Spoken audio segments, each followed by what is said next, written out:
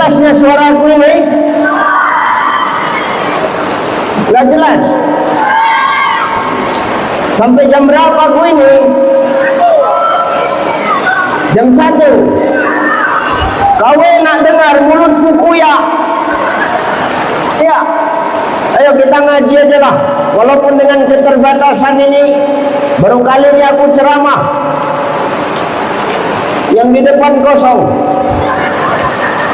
Tinggal terpal, Pak. Begitu hujan turun, tinggal semua kue ibu-ibu itu semua. Ya Allah, ya. Nih, ayo.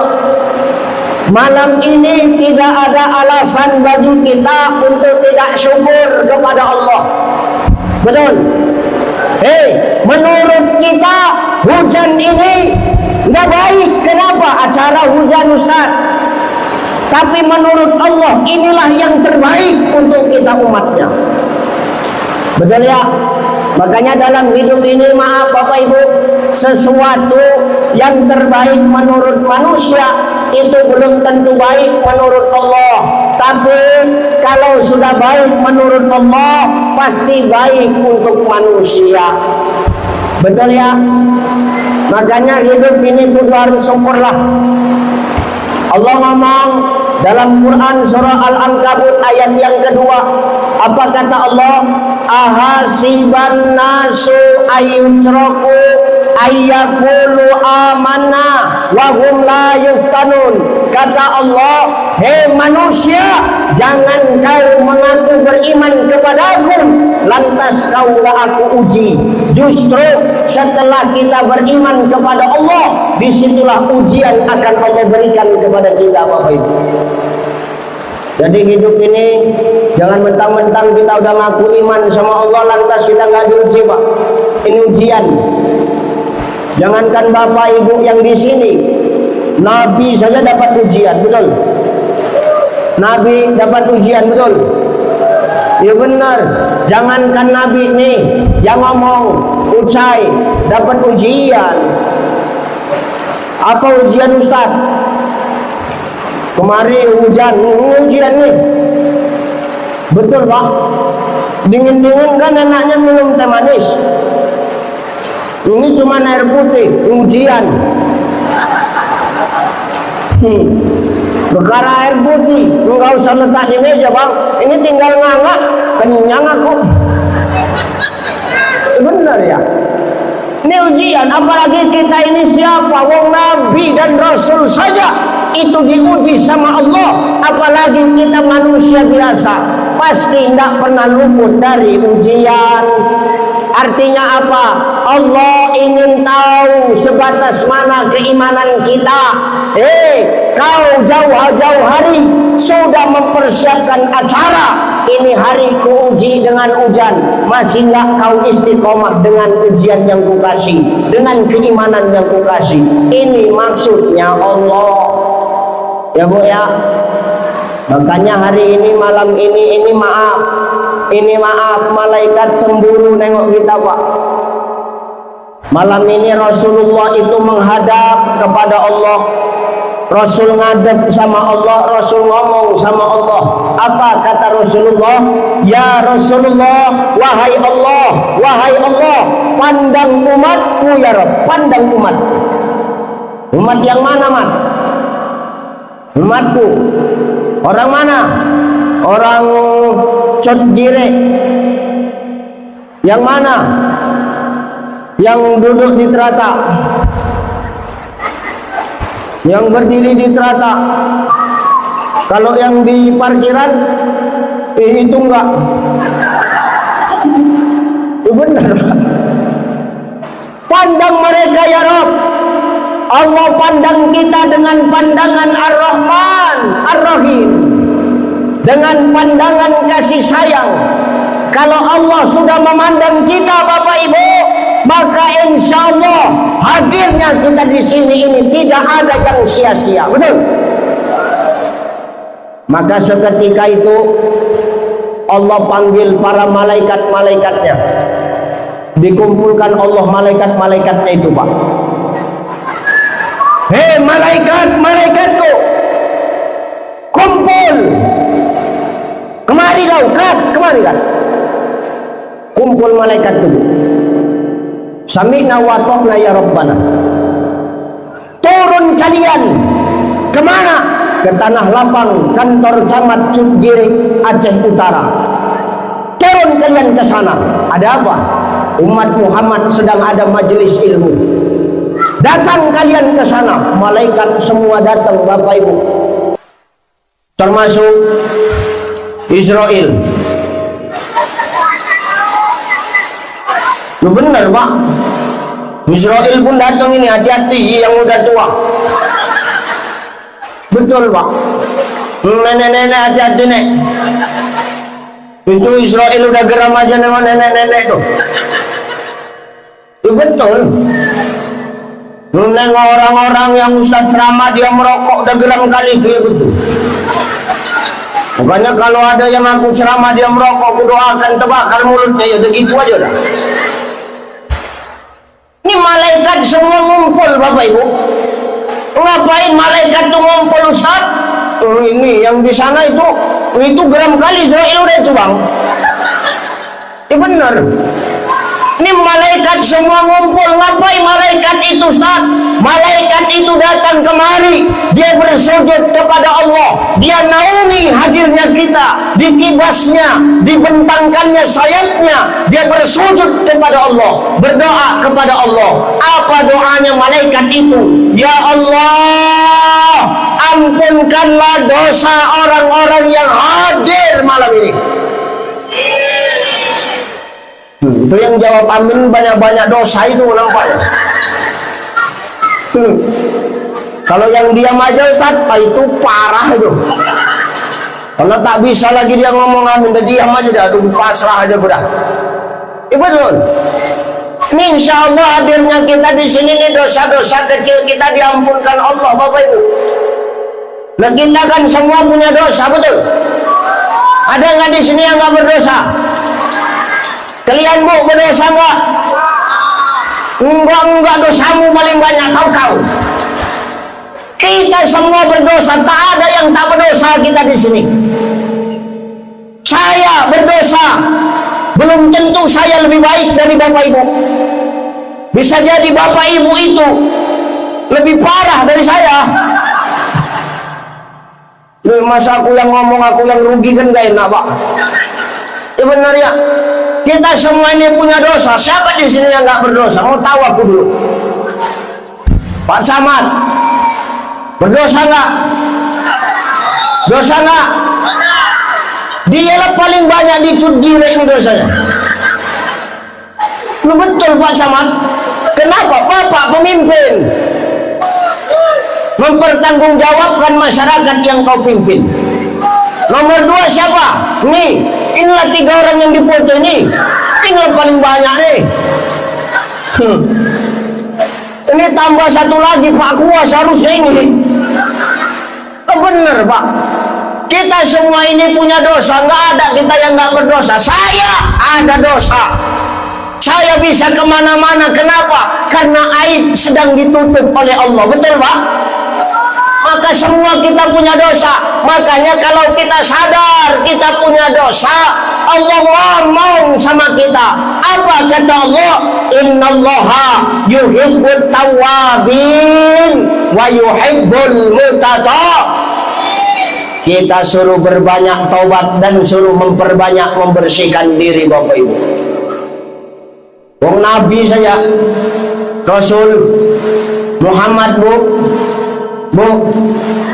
kenal Muhammad? Muhammad kenal? Muhammad orang Kuala Simpang kenal? Ini Muhammad Sallallahu Alaihi Wasallam Pak, udah maksum Pak, dijamin Allah masuk ke surga. Tapi ibadahnya nggak pernah berhenti. Tiap malam bangun sepertiga malam. Ngapain? Ibadah Pak. Padahal kalau dipikir-pikir Muhammad itu idola yang sangat luar biasa. Apa jabatan Bapak sekarang? Oh Ustaz, iya, saya presiden, Nabi kepala negara Pak. Ya benar. Saya jenderal Ustaz, Nabi panglima perang Pak. Ya enggak? Muhammad.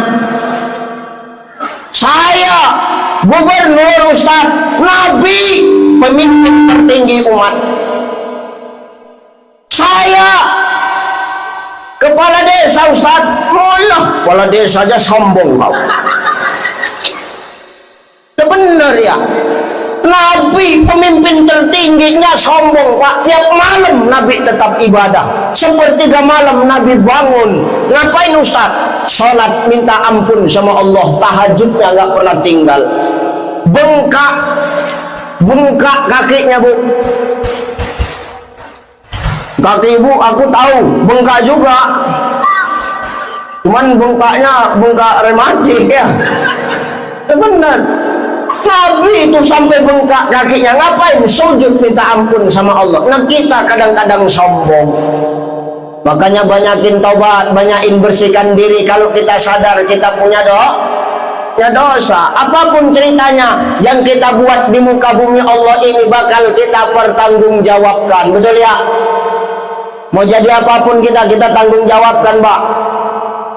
Jadi camat pertanggungjawaban, jadi kades tanggung jawab. Jadi Kepling apa kepala dusun di sini bilangnya? Hah? Kadus. Nah itu tanggung jawabnya besar itu. Tanggung jawab kadus paling besar. Kenapa? Data PKH kau yang mencatat. Jadi kalau sampai kau salah catat kau yang berdosa. Jadi kalau ibu nggak dapat, Bu, itu kadusmu itu marahin. Ya, ini bukan kadus ini, kadus sana. Sini enggak kadus sana. Kadus sana sama kadus ini satu grup WA, sama aja kelakuannya kan gitu. Ya benar. Hati-hati kita hari ini, semua bakal kita pertanggungjawabkan. Jadi pendakwah, tanggung jawabnya lebih besar, Pak. Bisa jadi bapak duluan, ibu duluan, saya yang belakangan masuk. Makanya ayolah banyakin taubat. Karena semua yang kita lakukan bakal kita pertanggungjawabkan. Kita semua bakal kembali kepada Allah. Mati kita semua bakal mati, betul? Pulang ceramah, habis dengar ceramah pulang, meninggal banyak. Tapi yang dengar, kalau yang ceramah jarang. Ya betul, Pak. Apalagi yang pulang-pulang duluan itu semoga husnul khotimah aja lah. Ya betul. Bener ya. Hati-hati ya, Pak. Karena kita tidak ada yang tahu ya. Mati itu yang tahu cuman Allah. Orang kaya, orang miskin, raja-raja, rakyat biasa, Pak Camat. Ya bener ya. Pak Kapolsek, Pak Danramil, Pak Kuah, Pak Kades, Pak Kadus, Ustadz Ucai. Kok semangat kali pas giliranku. Ya kita semua bakal mati. Makanya kalau kita tahu kita bakal mati, Bang, ya kudu harus dipersiapkan. Karena hijrah yang sesungguhnya itu adalah hijrah ketika kita menghadap Allah. Ini baru hijrah yang sebenar-benarnya hijrah. Makanya Allah ngomong dalam Quran, innal ladzina amanu wal ladzina hajaru wajahadu fi sabilillah. Masya Allah. Sesungguhnya orang yang beriman itu adalah orang-orang yang hajaru, Pak. Orang-orang yang hijrah, orang yang selalu berpindah, orang yang selalu berproses, tidak pernah puas dengan amal ibadah yang sudah dia perbuat. Kalau hari ini dia yakin dia orang baik, dia orang soleh, ibadahnya nggak pernah tinggal, dia tidak puas, malah semakin dia dekat kepada Allah. Karena orang yang beriman itu orang yang hijrah, tidak pernah puas dengan amal ibadah yang dia perbuat. Jadi kalau ada orang beriman yang sombong sama amal ibadahnya, bukan orang beriman itu. Kenapa? Orang beriman nggak pernah sombong, Pak. Ada nggak orang sini yang sombong dengan amal ibadahnya? Banyak ya? Yang mana orangnya? Ada nggak di sini? Mana? Adalah. Jangan sombong Pak. Makanya Syekh Imam An-Nawawi Al-Bantani dalam kitab Nasaihul Ibad mengatakan ada 3 orang yang celaka. Salah satunya orang yang celaka itu siapa Ustaz? Ketika dia beramal soleh, ketika dia berbuat baik, dia belum tentu amalnya dicatat oleh Allah, tapi dia suka cerita-ceritakan amal kebaikannya. Makanya ibu-ibu kalau udah buat baik Bu, jangan suka dicerita-cerita. Jangan suka dicerita-ceritain sama orang ya. Belum tentu amal ibadah kita dicatat oleh Allah. Bu, kok main becek Bu? Bu, ini ibu-ibunya main becek semua ya. Aneh-aneh orang sini nih. Biasanya yang main becek itu anak-anak, ini mamanya ini. Ya Allah, nih. Makanya kita kalau beriman kepada Allah jangan pernah sombong dengan amal kita. Belum tentu ibadah kita itu memasukkan kita ke surganya Allah Bapak Ibu. Belum tentu. Ustaz, apa? Aku 5 waktu di masjid Ustaz. Ngapain? Di masjid. Subuh di masjid, zuhur di masjid, asar di masjid, maghrib di masjid, isya di masjid. Enggak pulang-pulang. Ngapain? Kekunci di kamar mandi. Pokoknya jangan sombong kau. Ya, bukan ibadah kita yang masukkan kita ke surganya Allah, tapi yang memasukkan kita ke surganya Allah apa Ustaz?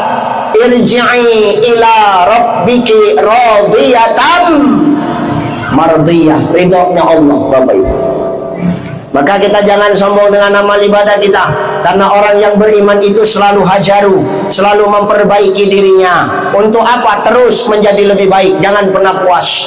Wajahadu fi sabilillah. Kalau sudah dia hijrah, dia istiqomah di jalan Allah. Dia istiqomah dengan hijrahnya. Kenapa? Wallahu ghafurur rahim. Dia yakin Allah akan mengampunkan semua dosa-dosa karena kasih sayangnya kepada kita. Maka hari ini jangan sombong ya Bu. Ini kan menyambut tahun baru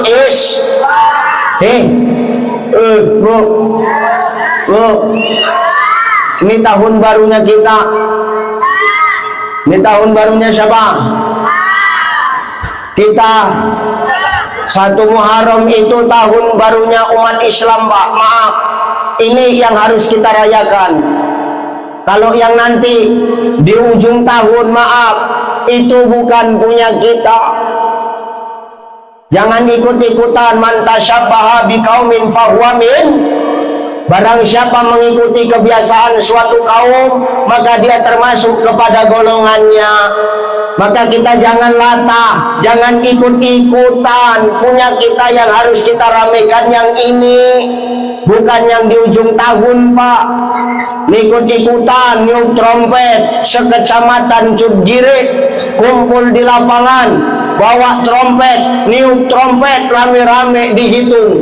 Pop, Israfil terkejut. Ditiupnya trompet sangka kalah, habis kita semua. Maka jangan banyak tim. Nah, itu ibu-ibu kemana itu? Mudah-mudahan husnul khotimah. Ya benar Pak, perkara dingin, aku pun dingin. Basah, ya basah, aku pun basah Bu. Ya Allah, ya dingin, kalian sampai rumah dekat, aku jauh. Ya benar, sampai rumah jumpa pasangan enak, dingin jadi hangat. Aku sampai ke hotel makin dingin. Tanya sama-sama saling ngertilah.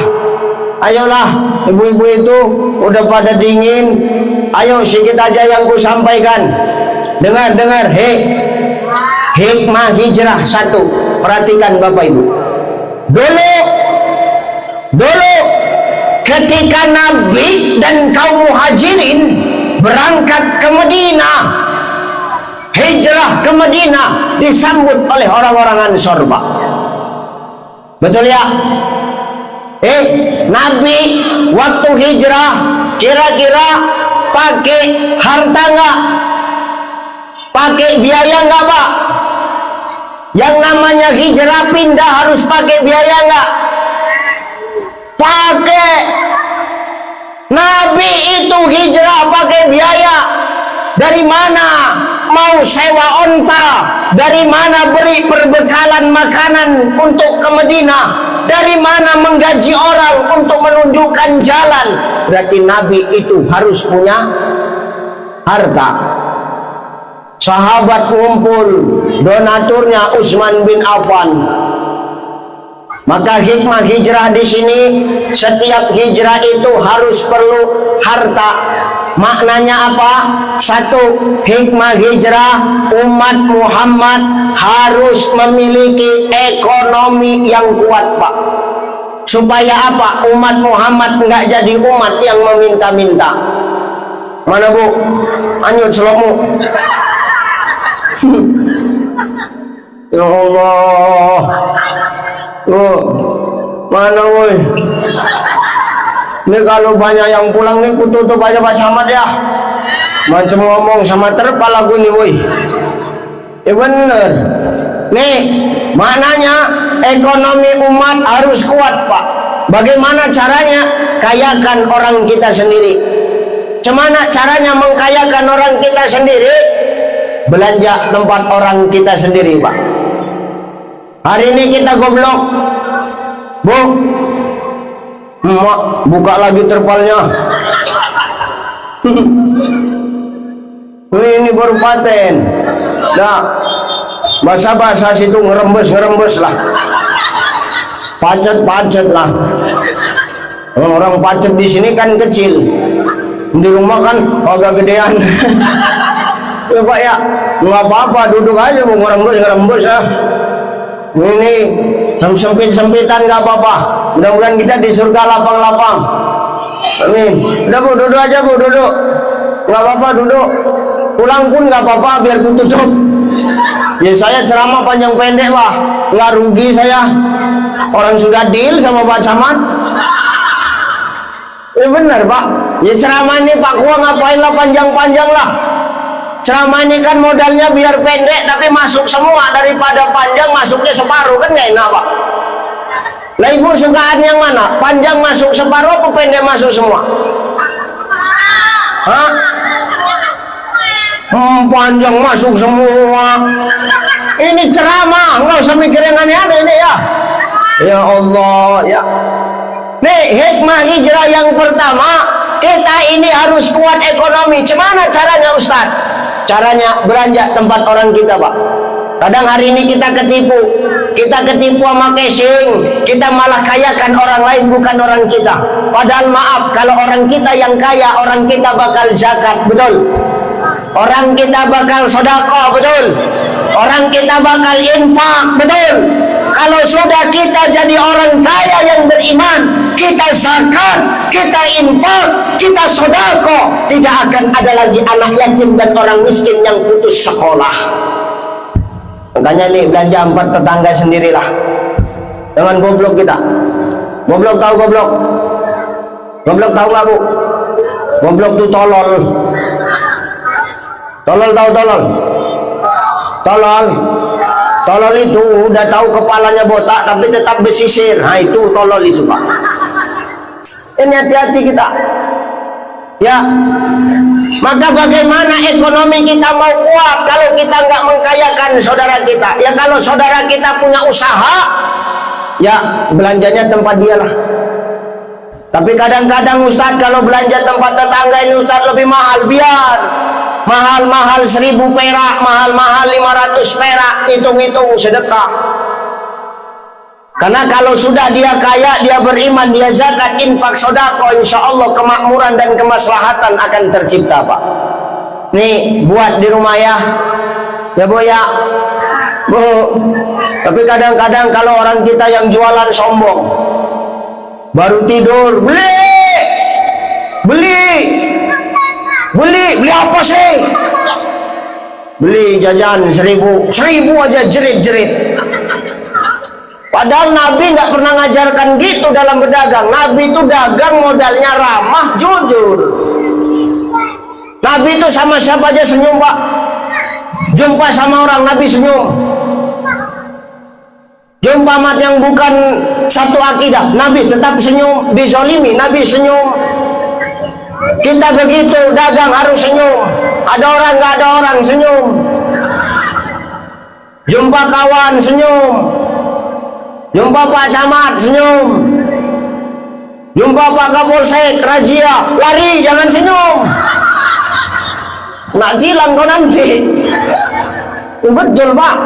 Ini kadang-kadang nekat. Ini hati-hati sekarang ini. Kenapa Ustaz? Judi online sudah marak ya Pak Kapolsek. Di sini ada nggak? Ada. Gak usah cerita lah kau. Pemain semuanya ini.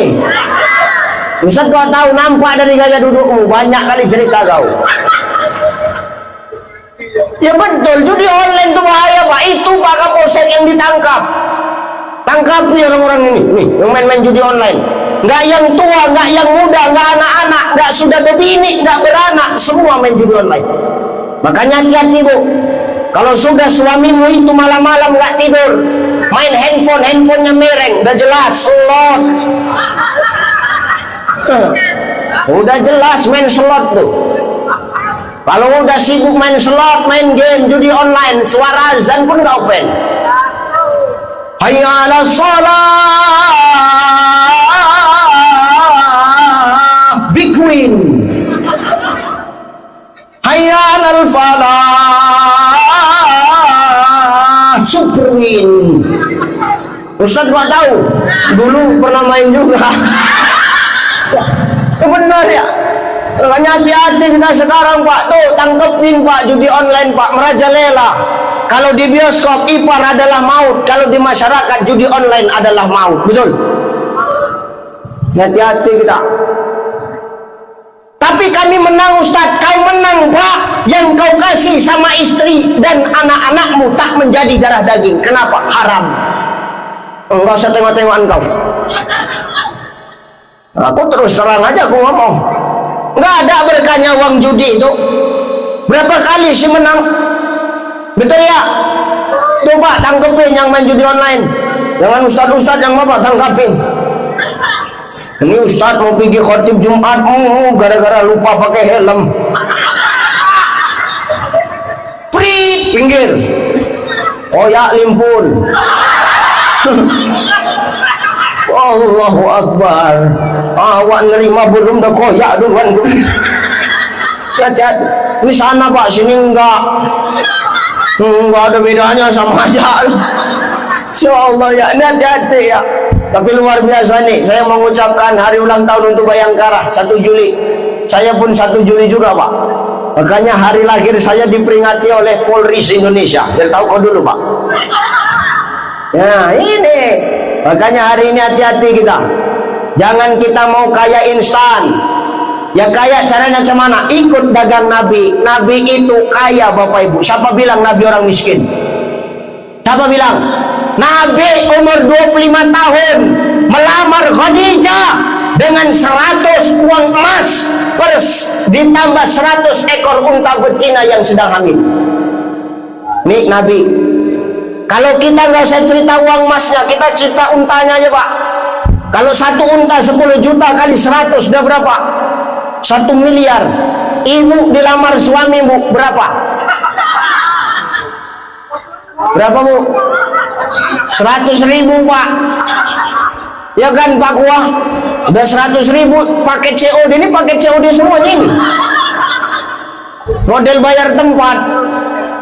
Kenapa Ustaz bilang kami para istri paket COD bayar tempat? Iyalah, kami ngasih maharnya di mana?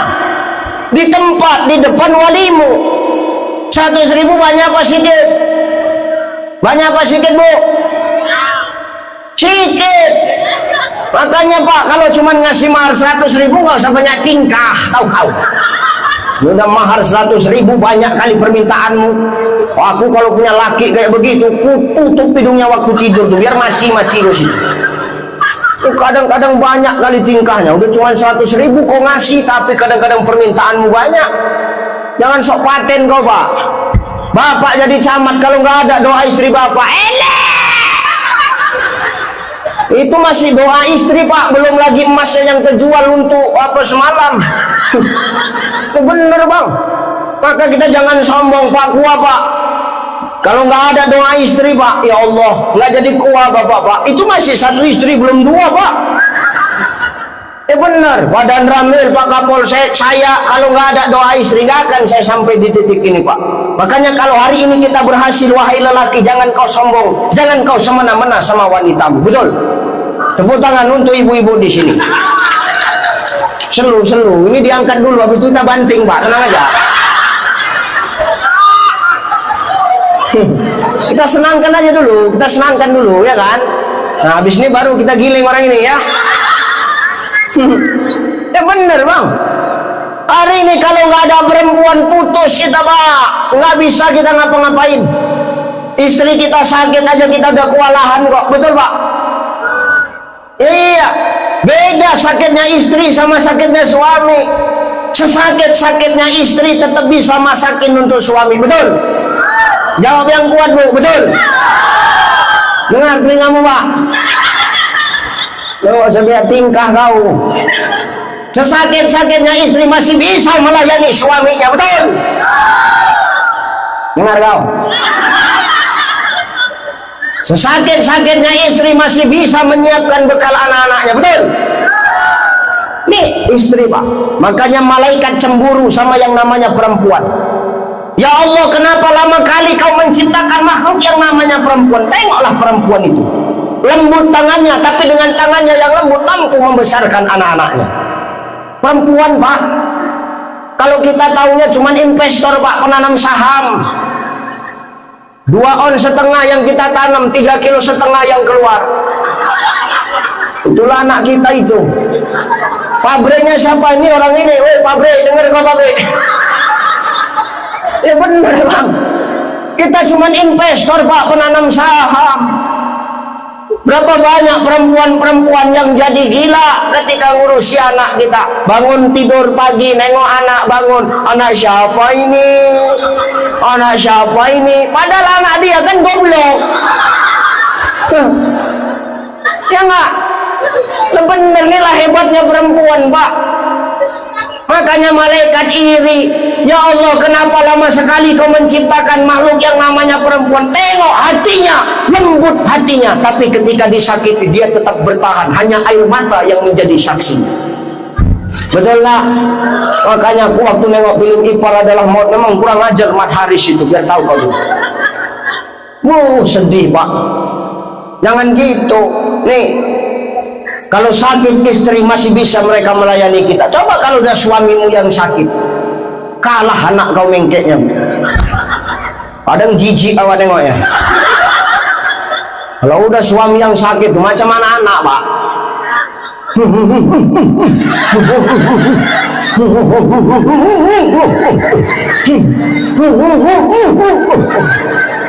Sakit bang, udah tahu nanya lagi kau goblok kan kau. Buatkan sop ya bang biar seger makan bang. Enggak, kenapa? Pahit. Jadi apa bang, minum bandrek ya bang? Enggak pahit. Makan nggak mau, minum nggak mau, kawin mau. Ya Allah tuh. Begitupun istri tetap sabar, ya Allah bang, cepat sehat. Tidur bang di bangkuanku bang, diusapnya kepala kita bang. Sehat ya bang, jangan mati dulu. Hutang kita masih banyak. Kalau mau mati nantilah. Kalau hutang udah lunas semua ya bang. Tuh istri itu pak, tidur suami di pangkuan, istri diusapnya kepala laki itu sambil menyanyi istri itu. Bila Israel datang hampiri, tinggallah harta emas dan perak. Sehat lagi kau. Maksud kau apa? Enggak apa-apa, biar sehat aja bang. Jangan semena-mena kita pak. Hari ini kita berhasil, bahkan Rasulullah dakwanya berhasil. Karena apa? karena ada doa dan support daripada istrinya Khadijah. Maka kalau hari ini kita berhasil jadi pejabat, hari ini kita berhasil jadi pengambil kebijakan, jangan sombong, semua karena doa istri. Kau pun jangan sopaten bu jadi istri. Dan kadang kau udah dibilang kayak gitu terus semena-mena kau sama kami kau. Kadang jijik kali aku nengok. Surga di bawah telapak kaki kami Ustadz. Memang surga di bawah telapak kaki kau. Enggak kami salahkan itu. Ada surga telapak kaki kita pak? Coba tengok ada pak? Ada telapak kaki pak kuah surga? Mana ada kutu air yang banyakan situ? Memang surga di bawah telapak kakimu bunda, tapi demi Allah, walaupun surga di bawah telapak kakimu, kau takkan pernah mampu masuk surga kalau kau tak punya kunci surga. Dan yang punya kunci itu kami, tahu kau. Biar tahu kau, maka kau jangan banyak tingkah kau, tahu kau. Kami akui memang, kami akui. Tugas masak, nyuci, ngepel, ngurus anak itu bukan tugas perempuan. Memang bukan tugas perempuan pak. Masak, nyuci, ngepel, ngurus rumah itu tugas kita laki-laki, bukan tugas istri. Tugas istri cuma dua. Apa Ustaz? Taat kepada Allah dan berbakti kepada suami. Jadi kalau suamimu nyuruh kau masak, masak kau. Suami menyuruh bersihkan rumah, kau bersihkan. Karena tugas istri dua, taat sama Allah, berbakti sama siapa? Suami siapa? Ini sendiri. Nih, jangan so hebat bu. Jangan kita hari ini egois. Gak usah cerita lah, bilang suami egois. Kau yang egois, tahu kau. Ustaz kenapa gitu? Iyalah. Semua kau, semua kau. Dari segi apapun kau egois, tahu? Dari segi kosmetik, semua barang-barang kau lebih banyak daripada kami. Di meja rias semua barang-barang kau. Kosmetik kami cuma 3-nya. Parfum, minyak rambut, sama Rexona. Apalagi kalau dapat suami botak, berkurang 1, tak pakai rambut. Tinggal parfum sama Rexona. Ini jangan lantam kali kau. Sedikit melawan, bergetar aras itu. Dalam kitab Al-Fiqhul Islamiyah wa Adilatuhu karangan Syekh Wahbah Zuhaili, ada 3 yang menyebabkan aras itu bergetar dan Allah murka dalam rumah tangga. Apa Ustaz? Salah satunya ketika suara istri lebih besar, lebih tinggi daripada suara suami. Jangan kau bentak-bentak suamimu, jangan kau semena-mena sama suamimu, jangan kasar sama suami. Tapi Ustaz, suamiku peka. Kalau nggak kuat nggak dengar, kau datangin. Udah ku datangin nggak dengar juga Ustaz, bisikkan ke telinganya. Asyhadu, ikut. Apalagi udah dekat pun tak dengar, syahadatkan aja lah. Nih, jangan ibu semena-mena suka bentak-bentak, curigaan sama suami. Ya Pak ya, suami pulang lama kau marah, kami pulang cepat kau curiga, kan lucu kau. Kami kerja diteleponin sampai rumah dimarah-marah, kan goblok namanya. Heran aku. Ustaz kau tahu aku yang kurasakan selama ini kayak gitu, tahu kau? Ya benar. Sikit-sikit curiga, sikit-sikit ngebentak. Nih bu, maaf Pak, maaf ya. Nih supaya ibu-ibu sadar bu ya. Kami bu mencari nafkah untukmu, pergi dari rumah dalam keadaan hidup, betul Pak? Belum tentu kita kembali dalam keadaan hidup, betul Pak? Kita mencari nafkah keluar dari rumah dalam keadaan hidup, kembali ke rumah belum tentu dalam keadaan hidup, betul Pak? Jawab yang kuat Pak, betul Pak? Tuh, dengar jeritan hati suami kau yang teraniaya tuh. Jangan kau suka-suka. Nggak ada jaminan kami pergi hidup pulang dalam keadaan hidup. Yang kami minta cuma satu, doakan kami ketika cari nafkah. Apa salahnya sih kau kecup tangan suamimu? Kami nggak minta apa-apa bu. Ini hijrah diawali dari rumah tangga. Kalau dulu belum buat kayak gini, mulai besok buat kayak begini. Mau pergi ya bang? Iya. Hati-hati ya bang. Bawa pulang yang halal-halal aja. Uang razia jangan taruh kantor aja bang ya. Contoh Pak, contoh. Ya benar ya. Nih, jadi bang ya, kecup tangan suamimu. Enak.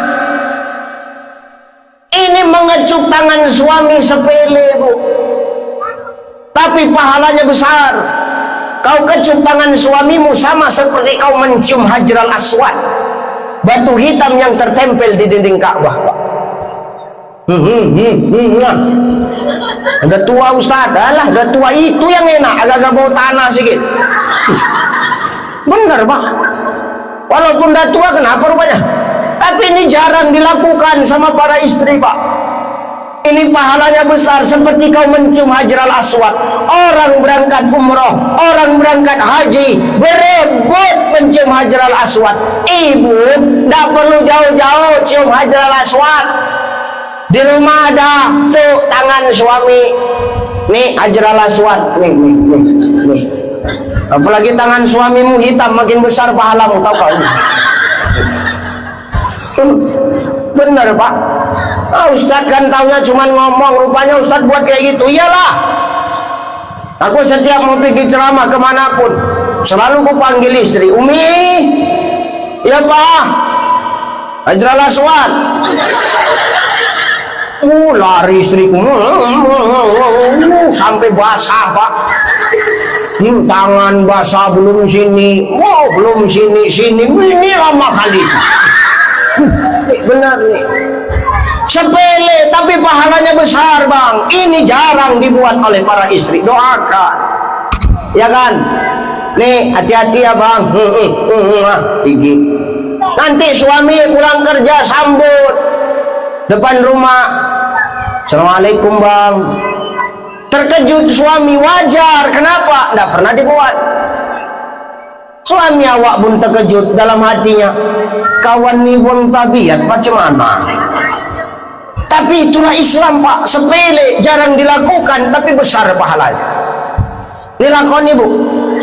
Imam Al-Ghazali menegaskan, maaf, ketika seorang istri membuatkan minum suaminya, maaf, ikhlas karena Allah dan hanya untuk Allah, sebabnya Allah dikadiahkan untuk suaminya. Satu teguk air yang masuk ke dalam tenggorokannya maka menggugurkan satu dosa istri kepada suami. Bayangkan bu, satu teguk, kalau sempat satu ember lunas. Tapi jarang hari ini kita buat seperti itu. Maka jangan salahkan ketika suamimu, maaf, lebih betah di warung kopi daripada di rumah. Benar ya?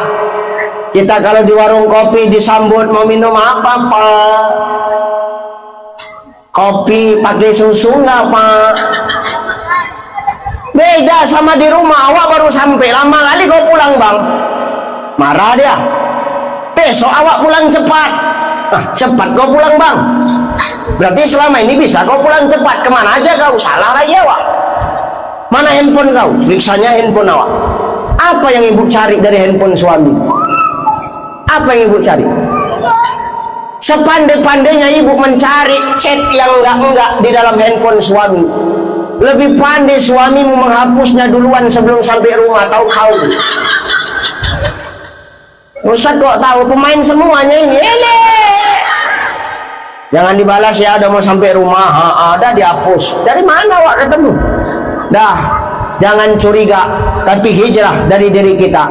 Insya Allah keberkahan bakal datang. Insya Allah derajat diangkat oleh Allah. Makmur rumah tangga, berkah rezeki, kita bisa nolong umat. Makanya hijrah itu harus pakai harta.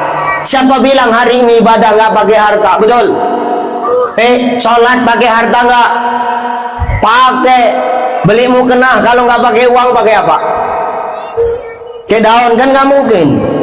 Orang nak berangkat haji, berangkat umroh harus pakai harta. Begitupun dengan hijrah. Ketika Nabi berangkat dari Mekah ke Madinah, hijrah dari Mekah ke Madinah, berangkat bersama kaum muhajirin, menemui kaum ansor di Madinah, mereka juga pakai harta. Maka hari ini agar ekonomi Islam kuat, ekonomi Islam kuat, bagaimana caranya? Belanja tempat saudara kita, kayakan saudara kita, agar apa? Dia jadi orang beriman, orang beriman yang kaya raya. Ketika dia kaya, dia punya iman, maka dia akan tolong agama Allah. Intan surullaha yansurkum wa yusabbit aqdamakum. Siapa yang menolong agamaku, kata Allah, maka dia akan kutolong, wa yusabbit aqdamakum, dan akan kuteguhkan kedudukannya. Kalau sudah berharta enak kita bersedekah. Mangkana lahu malun falyatasaddaq fi mali, kata Nabi. Kalau ada harta, maka sedekah kita dengan harta. Bisa kita tolong orang dengan harta kita. Sedekah nggak mesti banyak, biar sedikit tapi rajin. Nggak banyak tapi rutin. Biar 2.000 tapi setiap hari, daripada 100.000 tapi 5 tahun sekali. Ini nggak sedekah, ini serangan pajar. Pernah ada model gitu kan? Nggak ada hartaku, Ustaz. Bagaimana caraku bersedekah? Man kana lahu quwwatun falyatasaddaq bi quwwati. Kalau ada kekuatan kita, tolong agama Allah dengan kekuatan kita. Jangan dengan kekuatan yang Allah titipkan kepada kita, kita pijak-pijak orang yang lemah, kita semena-mena kepada orang rakyat biasa. Tapi dengan kekuatan kita, kita tolong agama Allah. Ustaz, kekuatanku nggak ada. Kenapa? Aku udah tua. Mangkana lahu ilmun, ada ilmumu, sedekah dengan ilmu. Balighu anni walau ayat, sampaikan dariku walau hanya 1 ayat. Kebaikan itu tidak mesti keluar dari mulut seorang mubaligh. Kebaikan itu tidak mesti keluar dari mulut seorang kiai. Kebaikan itu tidak mesti keluar dari mulut seorang ustaz. Siapapun kita manusia, kalau tahu tentang kebaikan, sampaikan kebaikan itu. Karena apa? Kata Nabi, balighu anni walau ayat, sampaikan dariku walau hanya 1 ayat. Imam Al-Ghazali menegaskan, jangan kau tengok anjing yang memuntahkan berlian. Jangan tengok anjingnya, tapi tengok apa yang dia muntahkan. Berlian yang dimuntahkannya sama berlian itu, cuci berlian itu sama, dijual tetap berharga berlian itu. Ini bukan berarti aku anjing ya, itu perkataan ulama, ini contoh saja. Maka jangan pandang siapa yang sampaikan, walaupun anak yang kita lahirkan dia sampaikan kebaikan sama kita, tetap kau terima selagi benar yang dikatakannya. Oma, yo, oma kan dah ngaji, iyo, janganlah oma keluar tak berjilbab lama. Betul nggak yang dibilang anak tuh? Terima. Opa, bapak kan udah ngaji, janganlah main judi slot lagi pak.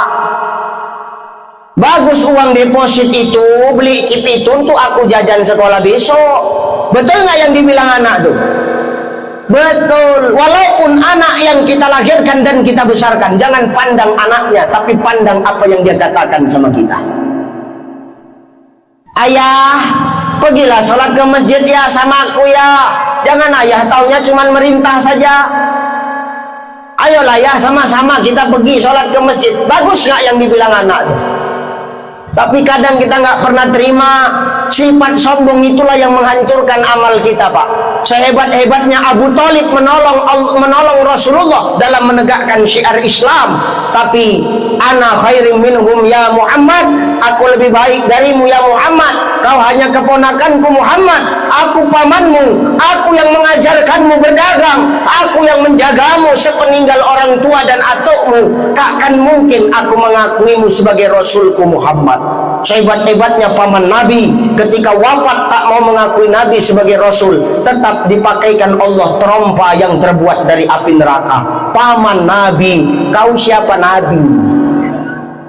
Maka hari ini dengan sombong kita Bapak Ibu, selagi kebaikan itu benar, jangan pandang siapa yang sampaikan, terima kebaikan itu. 1. Hikmah hijrah, ekonomi Islam harus kuat karena hijrah dengan harta itu baik. 2. Apa pelajaran dari hijrah itu Ustaz? Ketika Nabi berangkat dari Mekah sampai ke Madinah, disambut oleh kaum Ansor. Begitu sampai di Madinah, kaum muhajirin yang berangkat bersama Rasul disambut dengan sambutan yang luar biasa. Apa sambutan orang Ansor? Tala'al badru min saniyatil wajaba syukaru mada'alillah. Artinya apa, Pak? Hijrah itu melahirkan seni, Pak. Jangan cerita seni kita hari ini, karena Islam sendiri pun juga melahirkan seni. Jadi jangan sikit-sikit kita menyalahkan. Bayangkan orang Madinah melahirkan seni dengan kedatangan Rasulullah. Ini seninya Islam. Mengajarkan apa? Hijrah melahirkan seni. Seni melambangkan akhlaknya Islam. Karena seninya Islam adalah seni yang berakhlak. Mana buktinya seni Islam berakhlak? Tengok, Bu. Ibu-ibu kalau main qasidah pernah nggak pakai baju rok pendek? Mana? Kayak gamis, kompak, hitam-hitam semua, merah-merah semua, kuning-kuning semua. Yang angsur itu 3 kali bayar. Ya kan? Coba, ibu-ibu kalau sudah main qasidah, bajunya kompak, Pak. Satu vokalis, yang lain backing vokal. Rapi aja kita nengoknya. Nggak ada terbuka aurat. Lagu-lagunya pun lagu-lagu dakwah semua, Pak Kuah. Enak awak nengoknya. Ini seninya Islam, melambangkan akhlaknya Islam, beradab Islam itu, Pak. Nyanyi dari dahulu hingga sekarang. Yang belakang jawab shalalalalala. Kan gitu ya. Kaum wanita gemar berdandan shalalalalala, berhias diri berbusana rapi shalalalalala. Itu dari awal lagu sampai habis, yang belakang cuman shalalalala aja, tapi bayarannya sama itu, sama-sama pulut kuning sama telur rebus biji itu. Bener nggak? Kita tengok goyangannya nggak pernah aneh-aneh, goyangannya cukup muka belakang kanan kiri, betul ya? Dari dahulu hingga sekarang kaum wanita gemar berdandan, sampai mampus begini aja lah itu, kanan kiri muka belakang. Menandakan apa? Seninya Islam, melambangkan akhlaknya Islam, Bapak Ibu. Maka hijrah melahirkan seni. Mau siapapun kita hari ini, Bapak Ibu, pakailah seni dalam menyatukan umat. Jadi pemimpin harus punya seni. Bagaimana cara merangkul masyarakat? Dengan seni. Seninya Nabi dalam memimpin, dia tak pernah beda-bedakan apa yang dia pimpin, Pak. Nih, seninya pemimpin itu apa? Seninya pemimpin apa? Hujan lagi. Ya udahlah, sikit lagi ya. Nih, mau jadi pemimpin punya seni, jadi pendakwah harus punya nih gaya dakwah saya begini, seni dakwah saya begini. Qori kita tadi seni tilawatil Quran. Coba kalau yang ngaji tadi nggak pakai seni, enak nggak? Jadi imam masjid nggak punya seni, enak nggak? Mana enak? Allahu Akbar. Bismillahirrahmanirrahim. Alhamdulillahirabbil alamin. Ar-Rahmanirrahim. Maliki yaumiddin. Ilal ayah ghairil maghdubi alaihim waladdallin. Awak di belakang pun bingung, cemana? Amin. Kan gak enak. Maka hidup ini harus punya seni. Jadi pemimpin harus punya seni. Apa seni dalam memimpin? Seni dalam memimpin itu, jadilah pemimpin yang selalu melayani masyarakat. Jangan jadi pemimpin yang maunya dilayani terus-terusan sama rakyat. Betul? Ini seni. Seni dakwah saya begini. Seni apapun kita hari ini, kedepankan seni itu untuk menyatukan umat. Karena lewat seni, ketika Nabi sampai di Madinah, Nabi menyatukan 2 suku yang berbeda, kaum Ansor dan kaum Muhajirin. Nah, nih seni, insya Allah dengan seni menyatukan umat. Karena di antara kita ini, maaf, kita tidak tahu amal siapa yang terbaik. Yang membedakan kita satu sama lain di antara kita hari ini hanyalah ketakwaan. Inna akramakum indallahi atqakum, hanya ketakwaan. Bukan karena penampilan, bukan karena harta, bukan karena rupa, bukan karena ras dan keturunan, tapi ketakwaan yang membedakan kita di hadapan Allah. Ingat, tugas kita adalah hamba Allah, tidak lain dan tidak bukan mengabdi dan menyembah kepadanya. Ingat, satukan umat lewat seni. Dengan seni kita mampu merajut ukhuwah, lewat seni kita jadikan wadah untuk memupuk persatuan dan kesatuan di antara kita.